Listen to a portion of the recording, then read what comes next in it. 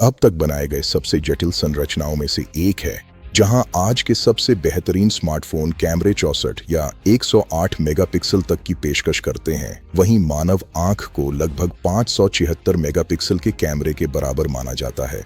लेकिन असली चमत्कार केवल रेजोल्यूशन से कहीं आगे है। इस छोटे से अंग के भीतर लगभग 2 करोड़ व्यक्तिगत घटक एक साथ बिना किसी रुकावट के काम करते हैं। मस्तिष्क के बाद आंख मानव शरीर का दूसरा सबसे जटिल अंग है।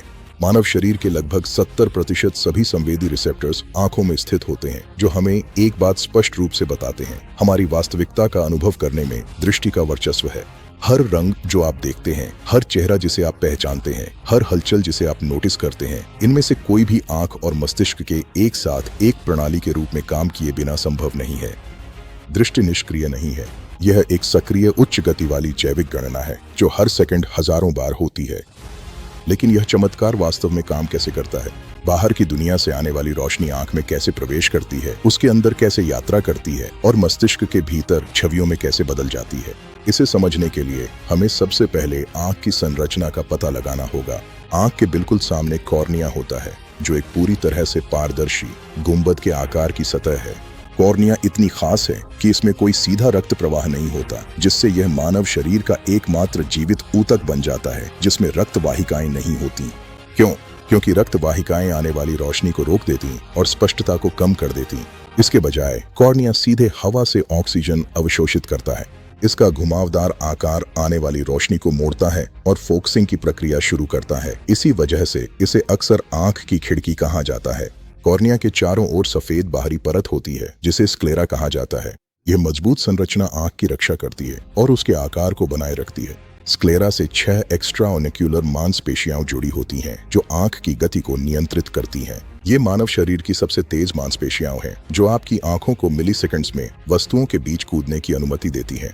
हर बार जब आप पढ़ते हैं, कमरे को स्कैन करते हैं या किसी गति का पीछा करते हैं, ये मांसपेशियां बिजली की गति से काम कर रही होती हैं। कॉर्निया के ठीक पीछे आइरिस होता है, जो आंख का रंगीन हिस्सा है। आंख का रंग काला, भूरा, नीला, हरा आइरिस में मौजूद मेलानिन की मात्रा से निर्धारित होता है। आइरिस के केंद्र में एक गोलाकार छिद्र होता है, जिसे पुतली प्यूपिल कहा जाता है। प्यूपिल कोई धब्बा या निशान नहीं है, यह एक छेद है। इसका काम यह नियंत्रित करना है कि आंख में कितनी रोशनी प्रवेश करे। तेज रोशनी में प्यूपिल सिकुड़ जाता है, अंधेरे में यह फैल जाता है। यह स्वचालित समायोजन रेटिना की सुरक्षा करता है और दृष्टि को बेहतर बनाता है। आइरिस के पीछे लेंस होता है, जो एक पारदर्शी लचीला संरचना है जो फोकस को बारीकी से समायोजित करती है। कांच से बने कैमरे के लेंस के विपरीत आंख का लेंस अपना आकार बदलता है। जब आप दूर की वस्तुओं को देखते हैं तो यह छपटा हो जाता है, जब आप पास की वस्तुओं को देखते हैं तो यह मोटा हो जाता है। ये प्रक्रिया छोटे छोटे मांसपेशियों द्वारा नियंत्रित होती है और इसे इकोमोडेशन कहा जाता है। इसी तरह आप अपने फोन की स्क्रीन से किसी दूर की इमारत पर तुरंत फोकस बदल सकते हैं। लेंस और आंख के पिछले हिस्से के बीच एक साफ जेली जैसी पदार्थ होता है, जिसे विट्रियस ह्यूमर कहा जाता है। यह आंख के अधिकांश हिस्से को भरता है, इसे गोल आकार देता है और रोशनी को बिना किसी रुकावट के गुजरने देता है। विट्रियस ह्यूमर का लगभग 99% हिस्सा पानी होता है, जबकि बाकी 1% में कोलेजन, लवण और प्रोटीन होते हैं। इस साफ माध्यम में किसी भी तरह की गड़बड़ी, जैसे फ्लोटर्स, देखने की स्पष्टता को प्रभावित कर सकती है। आंख के पिछले हिस्से में रेटिना होता है, जो दृष्टि के लिए सबसे महत्वपूर्ण संरचना है। रेटिना को आप आंख के जैविक कैमरा सेंसर के रूप में सोच सकते हैं। इसमें लगभग 13 करोड़ प्रकाश संवेदनशील कोशिकाएं होती हैं, जिन्हें फोटोरिसेप्टर्स कहा जाता है। ये कोशिकाएं आने वाली रोशनी को विद्युत संकेतों में बदल देती हैं, जिन्हें मस्तिष्क समझ सकता है। रेटिना के बिना देखना असंभव है। फोटोरिसेप्टर्स के 2 मुख्य प्रकार होते हैं, रॉड्स और कोन्स। रॉड्स प्रकाश के प्रति अत्यंत संवेदनशील होते हैं और हमें मंद रोशनी या रात में देखने में सक्षम बनाते हैं। ये चमक और गति का पता लगाते हैं, लेकिन रंग नहीं पहचानते। दूसरी ओर कोन्स रंगीन दृष्टि और तेज विवरण के लिए जिम्मेदार होते हैं।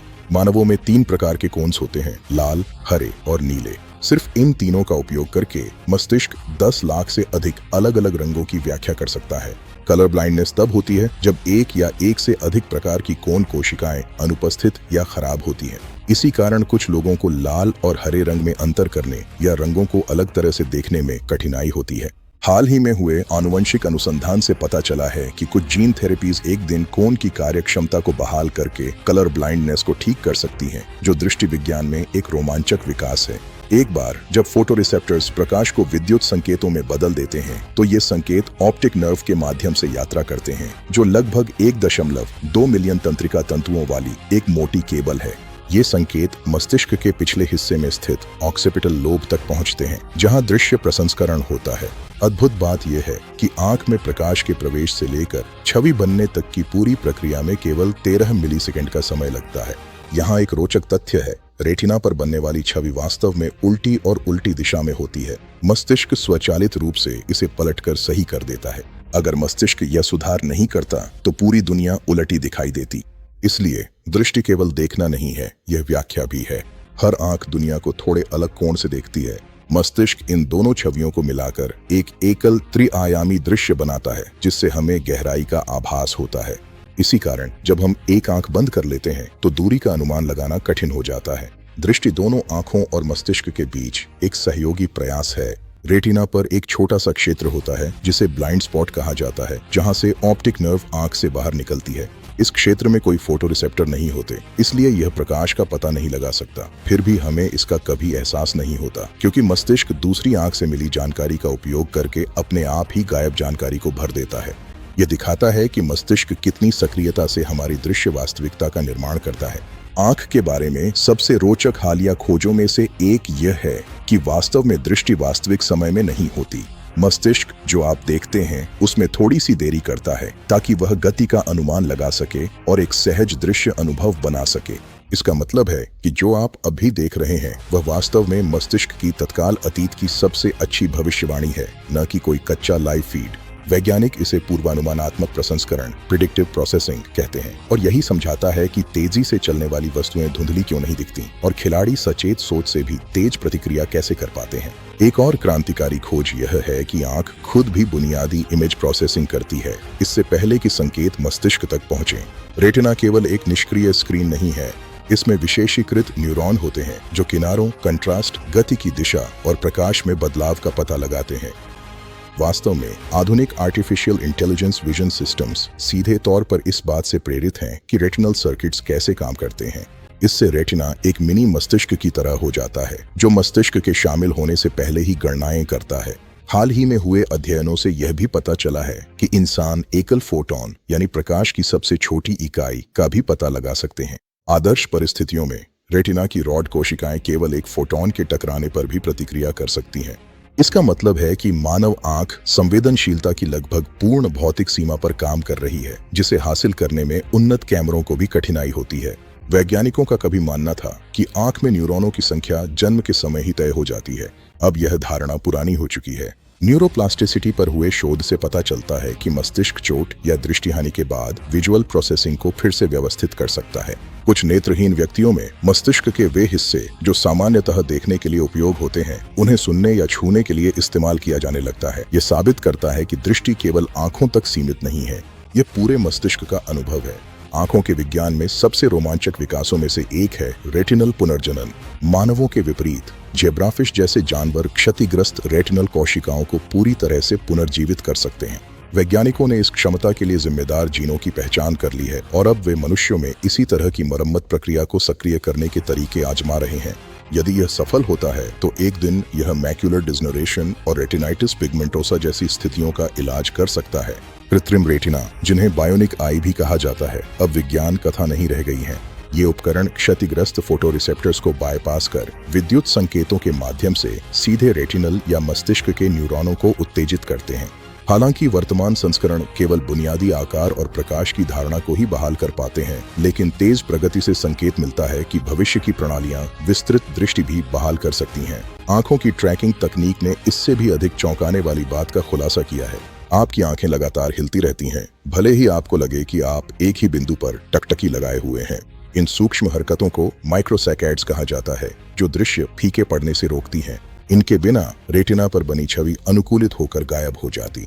यह निरंतर गति दुनिया को दृष्टिगत रूप से जीवित बनाए रखती है। आंखें अत्यंत संवेदनशील होती हैं, इसलिए प्रकृति ने इसमें कई स्तरों की सुरक्षा बनाई है। आंखें खोपड़ी में हड्डी के गड्ढों के भीतर स्थित होती हैं, जिन्हें चारों ओर से गद्देदार वसा घेरती है। पलकें अपने आप झपकती हैं ताकि धूल और कचरा हटाया जा सके। आंसू लगातार आंख को धोते रहते हैं और इनमें जीवाणुरोधी एंजाइम होते हैं। भौहें पसीने को आंखों से दूर मोड़ देती हैं। हर एक विवरण को जीवित रहने और स्पष्टता के लिए तैयार किया गया है। इस सुरक्षा के बावजूद आधुनिक जीवन शैली हमारी आंखों को नुकसान पहुंचा रही है। लंबे समय तक स्क्रीन देखना, नीली रोशनी, खराब नींद, निर्जलीकरण, धूम्रपान और पोषण की कमी के कारण दुनिया भर में आंखों में तनाव, सूखापन और जल्दी दृष्टि हानि बढ़ रही है। हाल ही के अध्ययनों के अनुसार अब डिजिटल आई स्ट्रेन दुनिया भर में 60% से अधिक वयस्कों को प्रभावित कर रहा है। अपवर्तक दोष तब होते हैं जब प्रकाश रेटिना पर सही तरीके से केंद्रित नहीं होता है। अगर प्रकाश रेटिना के सामने केंद्रित होता है तो यह मायोपिया यानी निकट दृष्टि दोष का कारण बनता है। अगर यह रेटिना के पीछे केंद्रित होता है तो यह हाइपरोपिया यानी दूर दृष्टि दोष का कारण बनता है। इन स्थितियों को चश्मे, कॉन्टैक्ट लेंस या लेजर सर्जरी से ठीक किया जा सकता है। उम्र के साथ आंख का लेंस अपनी लचीलापन खो देता है, जिससे प्रेसबायोपिया हो जाता है, जिसमें पास की चीजें देखना मुश्किल हो जाता है। यह एक प्राकृतिक उम्र बढ़ने की प्रक्रिया है, लेकिन नई उपचार विधियां जैसे इकोमोडेटिव इंट्राओक्यूलर लेंस और पुनर्योजी उपचार पर सक्रिय रूप से शोध किया जा रहा है। आंखों के विज्ञान में हाल के कुछ महत्वपूर्ण नवाचारों में रेटिनल इम्प्लांट्स, बायोनिक आंखें, एआई सहायता प्राप्त निदान और स्टेम सेल आधारित रेटिनल पुनर्जनन शामिल हैं। 2020-23 में शोधकर्ताओं ने ऑप्टोजेनेटिक्स का उपयोग करके मरीजों में आंशिक दृष्टि को सफलतापूर्वक बहाल किया, जिससे प्रकाश संवेदनशील प्रोटीन क्षतिग्रस्त फोटोरिसेप्टर्स की जगह ले सके। वैज्ञानिक यह भी अध्ययन कर रहे हैं कि मस्तिष्क किस तरह दृश्य जानकारी की भविष्यवाणी करता है और हमारे सचेत रूप से नोटिस करने से पहले ही खाली जगहों को भर देता है। यह पूर्वानुमानित दृष्टि ऑप्टिकल भ्रमों को समझाती है और यह भी कि हम कभी कभी उन चीजों को क्यों देख लेते हैं जो पूरी तरह से वहां नहीं होती। आखिरकार दृष्टि उतनी ही अपेक्षा है जितनी की संवेदना। अंत में आंख सिर्फ एक अंग नहीं है, यह भौतिक संसार और चेतना के बीच एक द्वार है। हर वह क्षण जिसे आप दृष्टिगत रूप से अनुभव करते हैं, वह इस अद्भुत प्रणाली द्वारा अरबों प्रकाश कणों को अर्थ में बदलने का परिणाम है। अपनी दृष्टि की रक्षा करना जीवन के अनुभव की रक्षा करने के समान है। जैसे जैसे लोग उम्रदराज होते हैं, मैक्युलर डिजनरेशन और मोतियाबिंद जैसी नेत्र बीमारियां अधिक आम हो जाती हैं। हालांकि हालिया अध्ययनों से पता चलता है कि दशकों पहले किए गए जीवन शैली के चुनाव जैसे आहार, धूप में रहना, धूम्रपान और स्क्रीन की आदतें इन स्थितियों के विकसित होने में गहरा प्रभाव डालते हैं। आंखों का स्वास्थ्य कोई ऐसी चीज नहीं है जिसे आप बाद में ठीक कर सकते हैं। ये वह चीज है जिसे आप पूरे जीवन भर बनाते हैं। शोधकर्ता अब जीन संपादन उपचारों का अन्वेषण कर रहे हैं ताकि आनुवांशिक नेत्र रोगों को डीएनए स्तर पर ठीक किया जा सके। CRISPR तकनीक का उपयोग करते हुए वैज्ञानिकों ने पहले ही दोषपूर्ण जीनों की मरम्मत करके पशु मॉडलों में आंशिक दृष्टि बहाल कर दी है। मानव परीक्षण चल रहे हैं जो अंधापन के उपचार में संभावित क्रांति का संकेत देते हैं। दृष्टि और स्मृति के बीच संबंध एक और सक्रिय शोध का क्षेत्र है। मस्तिष्क स्मृतियों को दृश्य टुकड़ों, रंगों, आकारों और गति के संकेतों के रूप में संचित करता है। इसी कारण से गंध और ध्वनियां जीवंत दृश्य स्मृतियों को उभार सकती हैं। दृष्टि स्मृति को आधार देती है, जिससे यह मानव अनुभव के सबसे मजबूत मार्गों में से एक बन जाती है। इस सारी जटिलता के बावजूद आंख असाधारण रूप से कुशल है। यह किसी भी तुलनीय प्रदर्शन वाले कृत्रिम कैमरा सिस्टम की तुलना में कहीं कम ऊर्जा का उपयोग करती है। मानवों के ऑप्टिक्स या न्यूरोसाइंस को समझने से बहुत पहले विकास ने दृष्टि को गति, स्पष्टता और जीवित रहने के लिए अनुकूलित कर दिया था। जब आप रुककर इस बारे में सोचते हैं तो आपके जीवन का हर पल, हर मुस्कान, हर चेतावनी संकेत, हर सूर्योदय इसी नाजुक लेकिन शक्तिशाली प्रणाली के कारण अस्तित्व में है। आंख हमें केवल दुनिया देखने में ही मदद नहीं करती, यह हमें जुड़ने, सीखने और जीवित रहने में भी मदद करती है। ये समझना कि ये कैसे काम करती है, इसकी सुरक्षा की दिशा में पहला कदम है।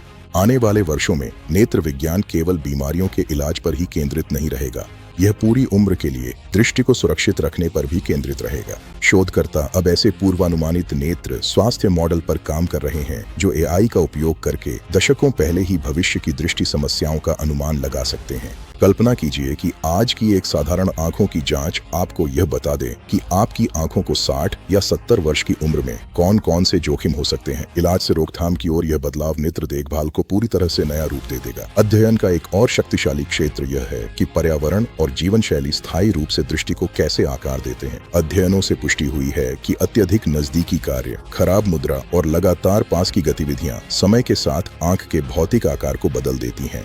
दृष्टि स्थिर नहीं है। यह इस बात के अनुसार ढलती है कि आप इसका उपयोग कैसे करते हैं। इसका मतलब है कि आपकी रोजमर्रा की आदतें चुपचाप आपके दृष्टि के भविष्य को फिर से लिखती हैं, चाहे आपको इसका एहसास हो या न हो। वैज्ञानिक यह भी खोज रहे हैं कि दृष्टि सीखने, एकाग्रता और बुद्धिमत्ता में महत्वपूर्ण भूमिका निभाती है। जिन बच्चों की दृष्टि संबंधी समस्याएं पहचानी नहीं जाती, वे अकादमिक रूप से अक्सर संघर्ष करते हैं। इसका कारण उनकी क्षमता की कमी नहीं, बल्कि यह है कि उनके मस्तिष्क को विकृत इनपुट मिलता है। स्पष्ट दृष्टि स्पष्ट सोच की नींव है। जब दृष्टि में सुधार होता है तो अक्सर सीखने की क्षमता भी उसके साथ बेहतर हो जाती है। आधुनिक विज्ञान के लिए सबसे विनम्र कर देने वाली सच्चाइयों में से एक यह है, आप कभी भी दुनिया को वैसा नहीं देखते जैसी वह वास्तव में है। आप एक मस्तिष्क निर्मित मॉडल देखते हैं जो सीमित डेटा पर आधारित होता है। रंग आपके मन के बाहर अस्तित्व में नहीं होते। आकार केवल व्याख्याएं हैं, गति एक पूर्वानुमान है। फिर भी इन सीमाओं के बावजूद दृश्य प्रणाली इतनी अच्छी तरह काम करती है कि वास्तविकता बिल्कुल सहज महसूस होती है। ये कोई कमी नहीं है, यह विकासवादी उत्कृष्टता है।